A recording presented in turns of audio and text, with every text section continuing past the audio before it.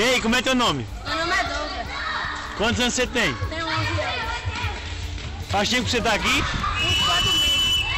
4 meses? 4 meses. Você tem muitos amigos aqui já? Tenho, muitos. Chamou muitos pra cá? Também. 4 primos e 2 amigos. Muito bem. O que você tá achando da quadra nova? Muito legal, a gente joga no sol quente. Quantos irmãos você tem? 3. 3. Sua mãe e seu pai moram com você? Beleza. E o que você aprendeu hoje no devocional? Eu aprendi que é bom agradecer a Deus, não só nos momentos ruins, mas em todos os momentos, bom ou ruim. Valeu, galera. Meu nome é Douglas e eu faço parte do Ação Trapismo.